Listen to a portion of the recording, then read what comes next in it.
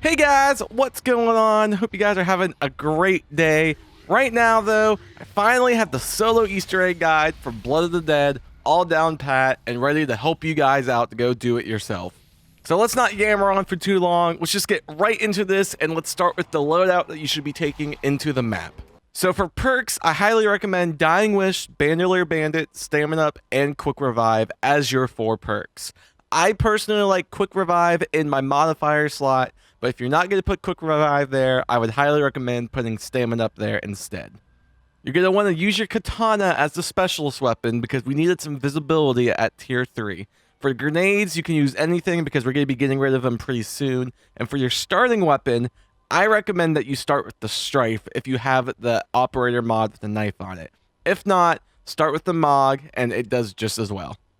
Now, when it comes to our elixir selection, you're going to want to use at least Temporal Gift, anywhere but here, and then either Aftertaste and Equipment. If you have it to spare, swap out either Aftertaste or Equipment with an Undead Man Walking. Now, let's go ahead and load into the map and go ahead and get started and get ready to start the main Easter egg on this map. If you do already know a bit about this main Easter egg, you know that you can't start it until round 17 because Brutus needs a special electrical ground slam attack for you to actually progress past the first step of the Easter egg. So the first 16 rounds are you just preparing as much as you can so that way once you get to the Easter egg steps, you can fly through them with as much ease as possible.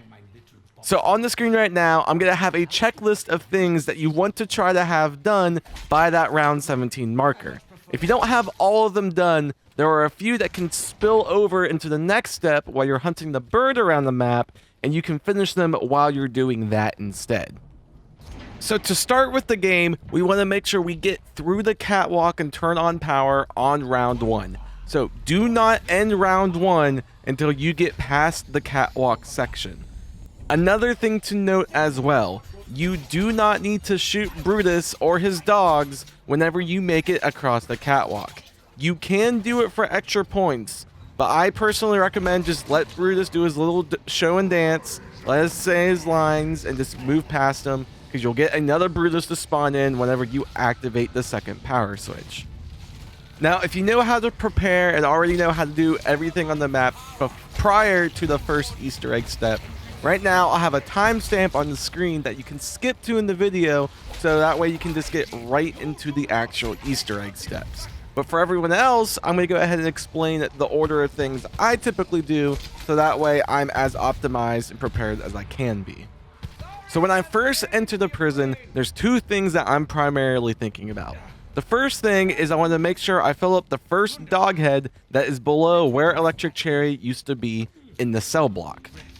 The other thing that we're going to be doing is we're also going to be looking for one of the shield parts that can spawn on one of the 3 afterlife power boxes around the main prison area. There's that one I just picked up, which is outside the cafeteria. There's another one that was in the library that we passed as soon as we came into the prison. And then the third one is just outside the warden's office area. Once you find that shield piece, make your way back to that center dog and make sure you fill it up before you do anything else on the map.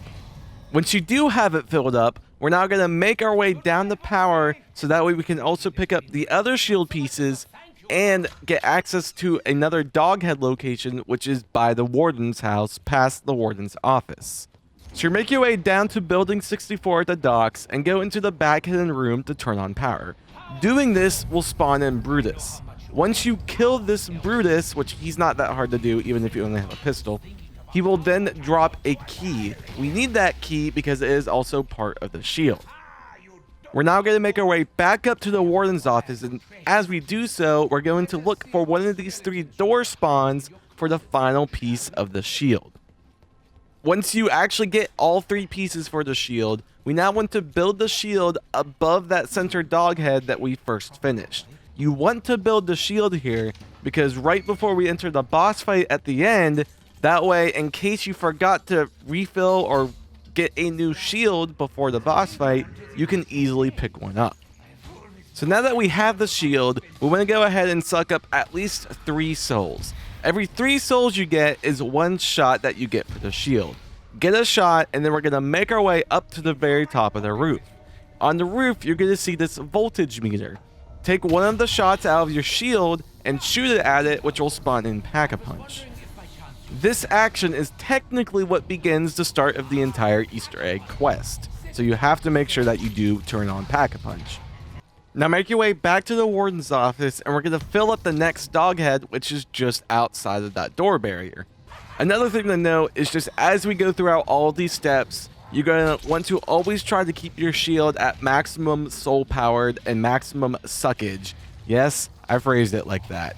Go ahead and finish up this dog head, and now we're going to go ahead and buy a wall weapon. I recommend either the Vapor, which is in the warden's office, or the ICR, which is in the cafeteria. Now pull out your shield and go into the warden's office. We're going to go look for this code, which you see by looking through the shield. Remember that code, because we need to go blast it into the numbers which are at the bottom of the staircase.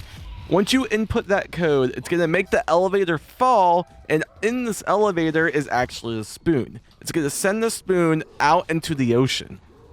However, we're going to put the spoon on hold for a second because we need to go finish filling the third dog, which is back in the spawn area. Go ahead and go to the fast travel teleport that is in the cafeteria. It'll take you back to the industries building, which is where the next dog head is located at. Another thing to just note as we're traveling to this next dog head location.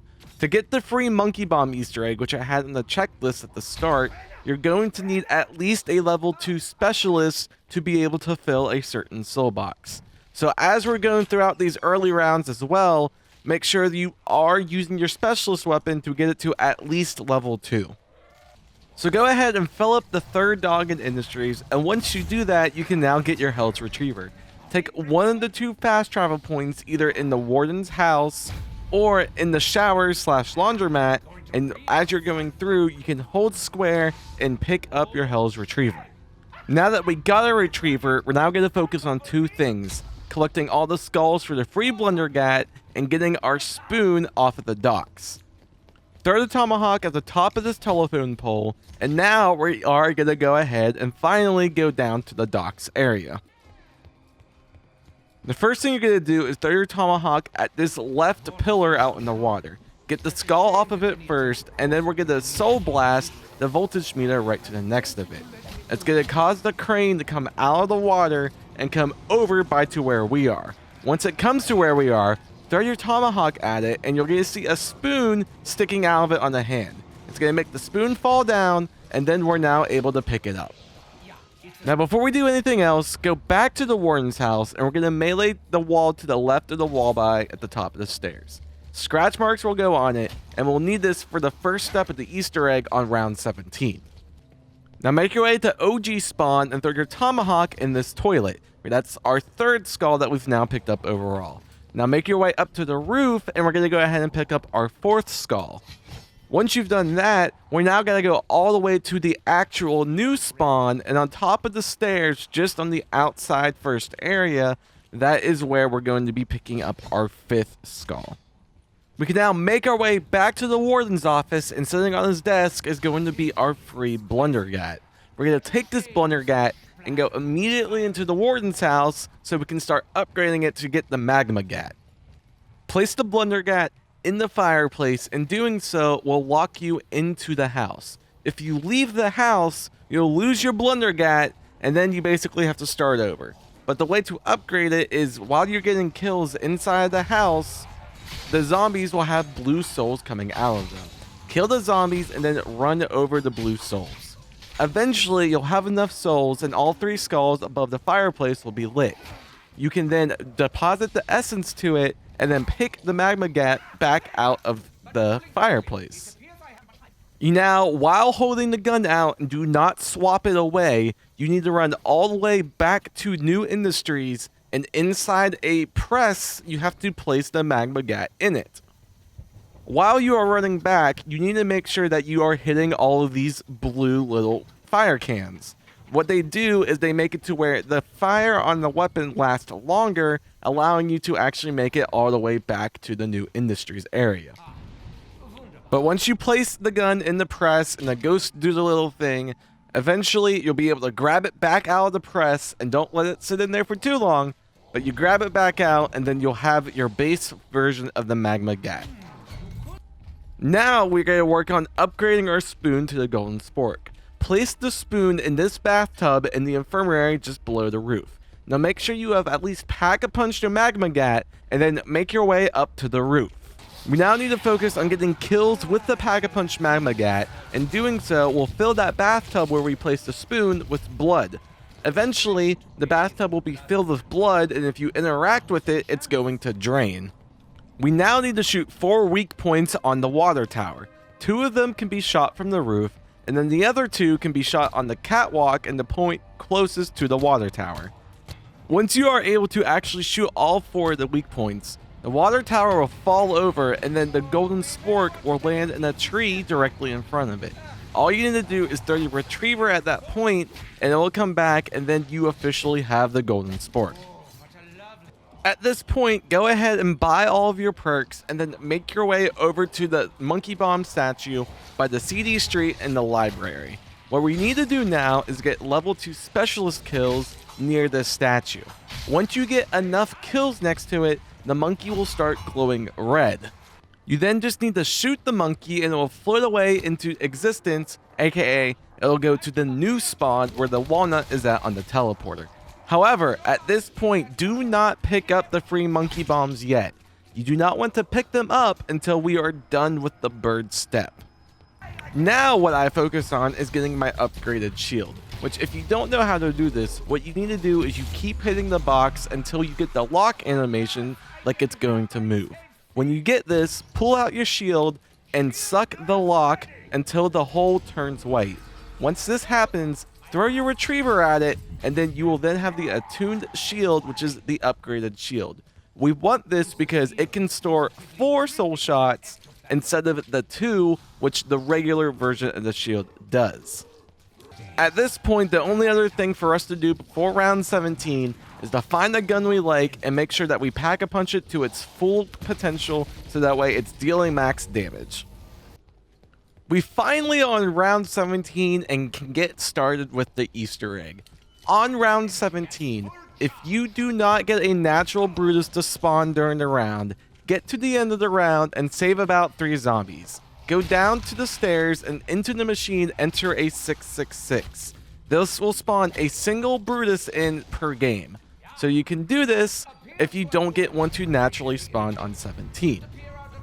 You then need to take the Brutus to the warden's house and take him up the stairs by where the Titan LMG wallby is.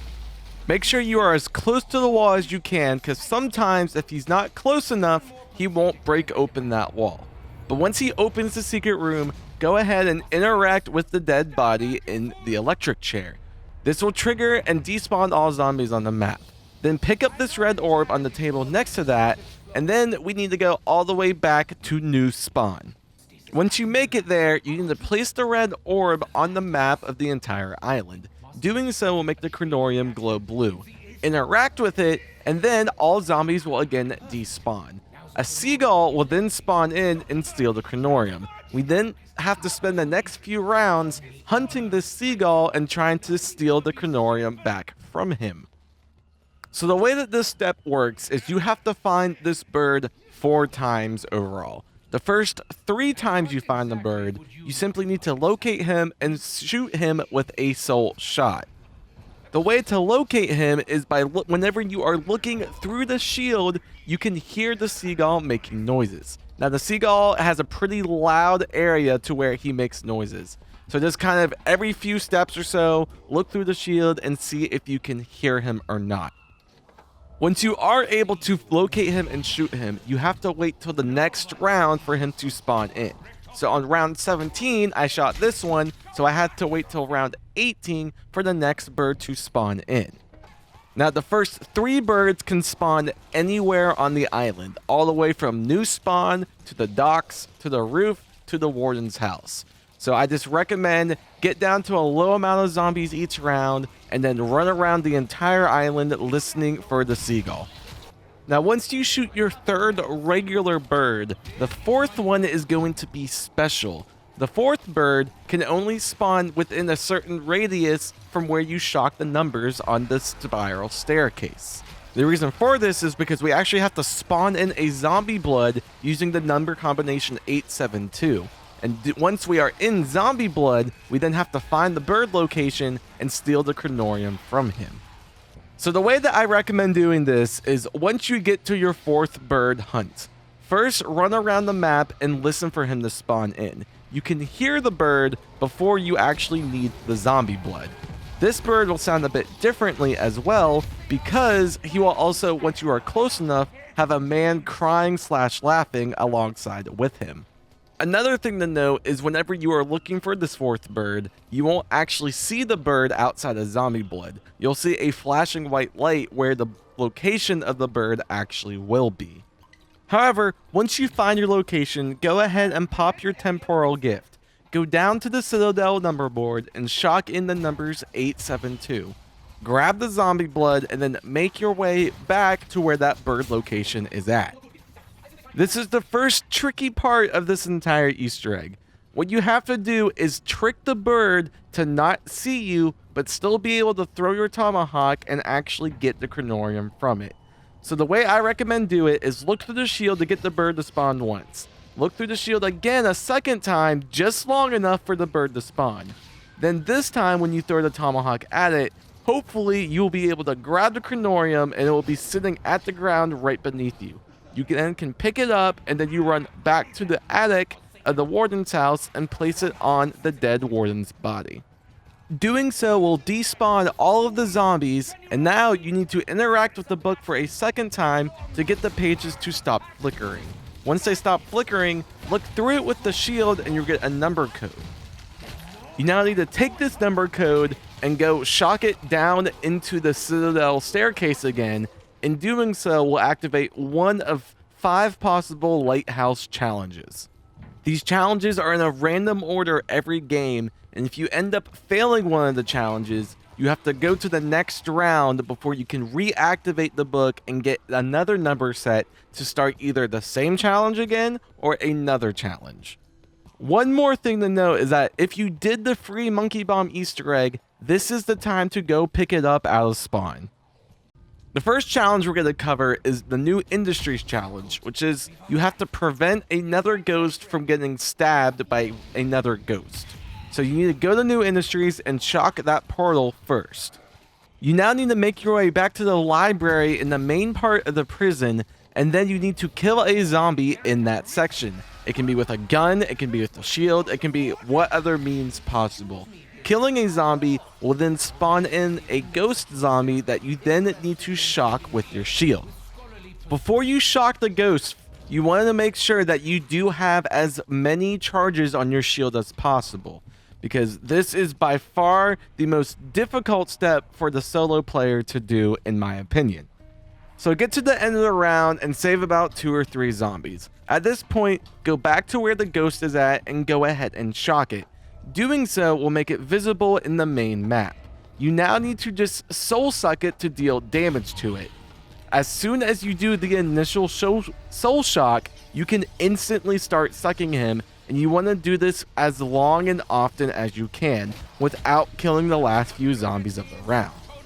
The moment that your key instantly lose targeting on the ghost, go ahead and shield blast him again and start sucking immediately.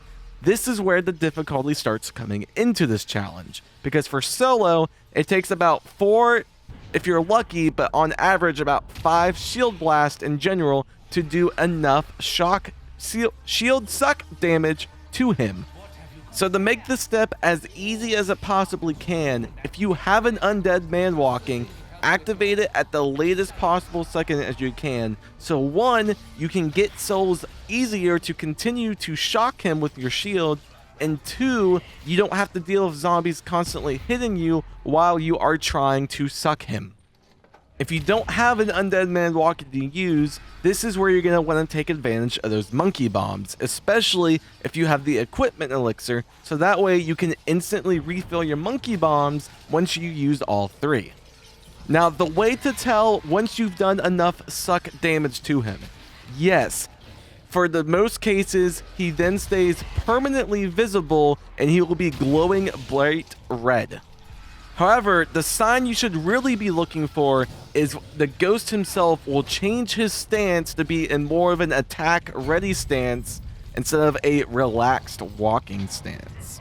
Once he changes his stance, make your way over to New Industries and wait by the trap pool.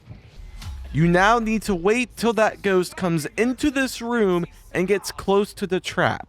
Activate the trap, and if you have done enough suck damage to the ghost, he will die in the trap and drop a red orb. Simply wait for the trap to turn off and then pick up this orb, and you can then proceed to your next challenge. To start the next challenge, it's going to be the exact same way we did the first challenge and for every challenge further out. You need to go back to the warden's house, activate the book, look through the shield, it'll give you a new number code, shock it into the bottom of the Citadel staircase, and then that will activate the next portal for you to activate the next challenge. The second challenge we're going to cover is on the docks. First, shock this portal, which is right next to the box location. You now need to make your way all the way up to where the warden's office is, and where you can pick up one of the acid gat parts, there's going to be a little Morse code tapper. This by far is the second most difficult thing that you have to do in the solo Easter egg for this map. You have to brute force a series of dots and dashes that can vary between 5 and 10 digits. If you leave the area where this Morse code tapper is, it resets and you have to start from the very beginning of the entire code. The good news is the code will not change as long as you remain on the challenge. So, how do you actually stand here long enough to figure out what the code is? Well, the first thing I will tell you is, don't forget, you are in a solo game, so pausing is your best friend. Don't be afraid to pause the game, get a notepad out, and write down the combination as it is successful as you go throughout it. There are 3 different ways that you can slowly figure out what the code is you need over the course of the game. The first possibility is just get to the end of the round, save about 1 or 2 zombies. Try to get them as far away from you as you can, and then just keep running into the room, testing out what you can from the beginning, running out, and doing so over and over and over, and hopefully you make slight progress from doing that. Other potential tricks you can do is if you have your temporal gift, you could pop that and go grab the zombie blood by shocking 872 in the Citadel staircase number board. This will give you a little bit of free time to where you can at least mess around with the beginning of the code to get some type of starting ground. And the last 2 options you can do is you hopefully by this point in time will have your level 3 katana specialist weapon, and hopefully you'll have some monkey bombs left over. Obviously the monkey bombs are self-explanatory and you can just throw them away from you to keep zombies off of you. The katana, once it hits level 3, has an invisibility effect to where if you hit both triggers at the same time. Doing this will give you about 30 seconds worth of being able to sit there and try to brute force this code. Once you are able to figure out what your correct code is, simply get to the end of a round, do the 1 to 2 zombie strat, and then once the zombies start hitting you, go ahead and kill them. This will give you about 20 seconds while the round is changing of nothing hitting you whatsoever at all. If you're not finished with the code by that point in time, go ahead, pop your sword, do invisibility, or throw a monkey bomb, do whatever you need to do to survive, and finish typing in the code. You now just need to go up into the infirmary and anywhere in either the hallway or the bathtub and get another zombie kill. Doing so will spawn in another blue ghost somewhere in the area. You now need to shield shock him and he will become permanently visible. Go ahead, run up and interact with him, and now he becomes a moving soul box. So the way that he works is the more souls he has in him, the more distance he will actually move and cover. However, he doesn't just go on a scripted path, he follows your exact player path. So what you need to do is you need to lead him to the gondola. And then once you get to the gondola, go down to the docks and then take him to the red portal to which you initially shocked. He'll drop a red orb, you just need to pick it up, and now you can move on to your third challenge. Now we're going to cover the showers challenge, or better known as the banjo challenge. The way this one works is, again, you first have to initially shock the portal. Doing so will spawn in a ghost that has a banjo. What you need to do is interact with this ghost, and then he will end up giving you his banjo. Once you pick up the banjo off of him, there will be rings of fire that spawn around the area in the showers. You need to stand in those and get kills. Once you get enough kills from standing inside one of the circles, you will hear a banjo tuning noise, and that doing so, you'll know it will be completed, and then you give the banjo back to him. Some things to note specifically with this challenge. Once you pick up the banjo, you are on a timer. If you do not get enough kills fast enough, it will start dealing damage to you. So to prevent this, make sure you pick up the banjo from him at either the start of a round or when you have a full horde.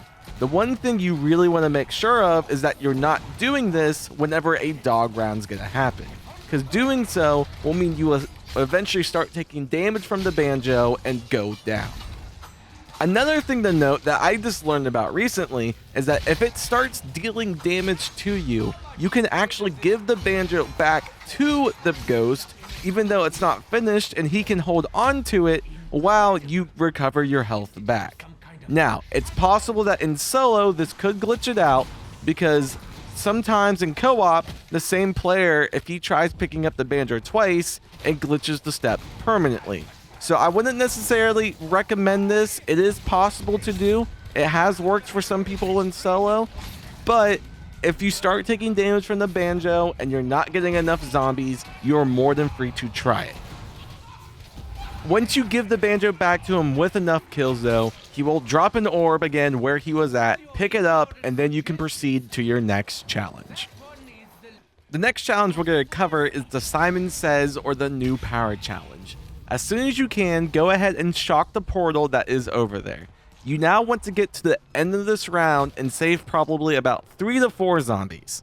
Go down to the docks in building 64, and on the generator at the far right, it'll be sparking. Interact with it and it will start a Simon Says part of the challenge.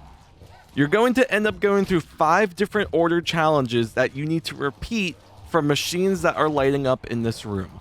Once you get through 5 of them, there are going to be 3 machines that stay lit permanently for a short amount of time. You need to locate what these 3 machines are and make note of it. To help with this challenge overall, I used my magnificent Microsoft Paint skills and threw together this little graphic not only to help you just remember which order to activate these machines in, but their locations and what each symbol is on each machine. These symbols are important because we'll need them for a later step in this challenge, but also the 3 machines that stay permanently lit, those are the machines that we need to know which symbols for. Another thing to note as well whenever you're doing the Simon Says part of this challenge is remember that you are in a solo game. Don't be afraid to pause and write down on a piece of paper what the exact order for these machines are, because if you don't hit the machines fast enough, that does count as a fail. Once you get the 3 machines to light up and you know what symbols you need, make sure to pick up this punch card off of this table. Now go back to New Spawn and put the punch card in this computer. It's going to now activate green TV monitors all around this same room. You now need to remember what the other 3 symbols were from the dock's power location. You have to find those same 3 symbols on these monitors. Once you find one of the symbols that match, interact with it, and it's going to show you a new symbol. You need to remember this new symbol because we need to use these new symbols in the new power room location. Now you go to the new power switch and you're going to see this ghost going left to right, back to forth between all of these switches. Using the 3 new symbols that we got from the new spawn area, we need to shock the ghost while he is going towards the power switch that we currently need. Now, just as a side note, it is potential that they might end up altering this step in terms of when you need to shoot him. Initially, you had to shoot the ghost when he was at the lever that you needed, and then a patch made it to where you had to shoot him before he was at the lever you needed. So just keep that in mind in case you try doing one and it doesn't work, try doing the other. However, once you get him to pull down the 3 proper levers, he will drop a red orb, you're done with this challenge, and then you only have 1 more you potentially need to do.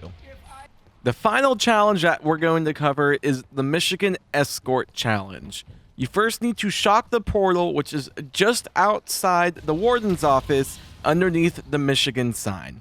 Now go back to the cafeteria and get a zombie kill in there. It'll spawn in a spectral ghost, which you then need to shock with your shield blast again. Once you do this, it's going to start the escort part of this challenge. You now need to protect this ghost all the way from the cafeteria to going back to where the initial portal was, over by the front of the warden's office. Now, this is a little bit tricky if you get it in the higher rounds of your last challenge, but it is still very much doable.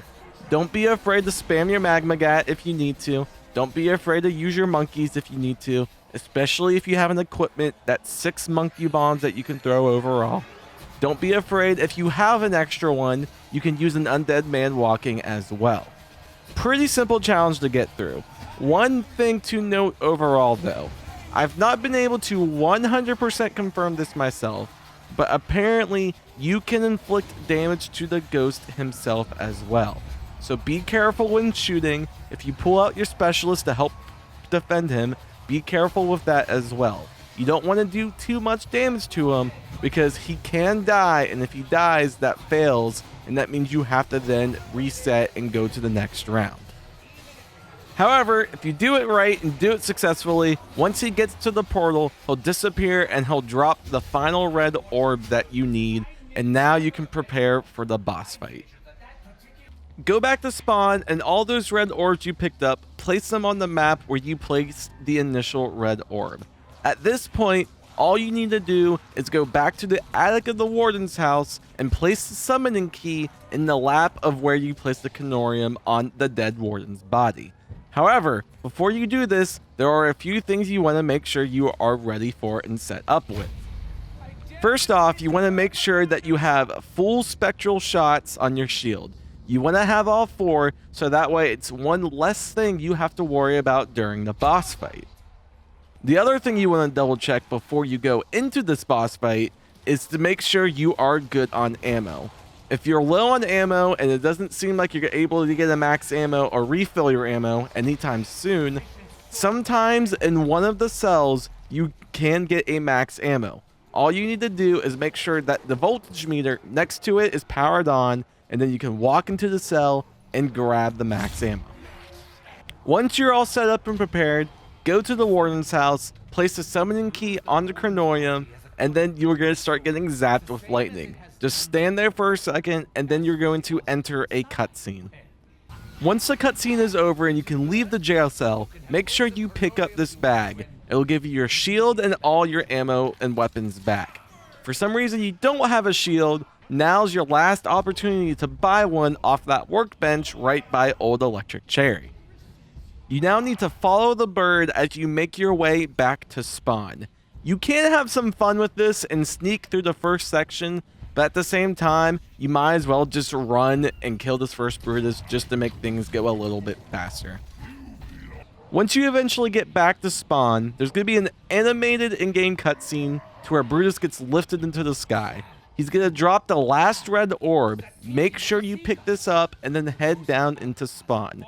You need to place this on the map, which will despawn all the zombies for a second. Now this is your point of no return for the Easter egg. Once you go into the door to your right, which is about to open, once you go up that and you go and enter the boss fight arena, there's no going back. So you have to make sure you're ready, but if you are, just go up to the door, and on the ground, you're going to see a light that's not on. Stand on it, hold square, and you're in the boss fight. Now, the way this boss fight works is extremely simple. All you need to do is it's going to be throwing Brutuses, dogs, and zombies at you.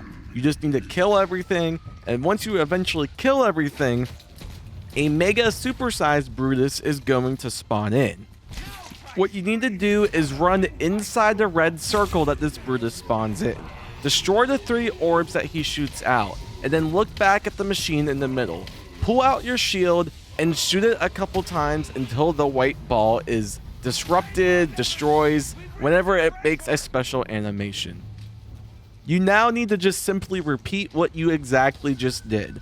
It's going to spawn in a bunch of dogs, zombies, and Brutuses again, and you just need to kill everything while also avoiding spots on the ground that will deal AoE damage to you.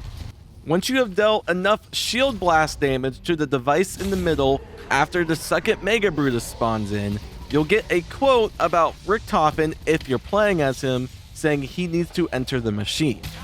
Now, if you are in a solo game and you're not playing as Richtofen, during this boss fight, it will spawn in a bot that will do all of the Richtofen steps for you. However, if you are Richtofen, you need to walk up to the machine yourself, and whenever you get the prompt to enter the dark mechanism, you need to do so yourself. A then special Richtofen will then spawn out of that new cryo chamber that appeared once you placed all the orbs on the map. Eventually, this Richtofen is going to be able to re-enter the battle arena, the boss arena. Once he enters the arena, he's going to lift up the orange crystal he has, which is then going to weaken the big giant Brutus running around the arena. You simply need to shoot and kill him at this point, and once you've done that, you have successfully beat the Blood of the Dead Easter egg solo. So hopefully this guide will be able to help somebody out there so that way they can do this Easter egg themselves. But until either the next Twitch stream or I see you guys in another video, I love y'all and I will see you guys in the future.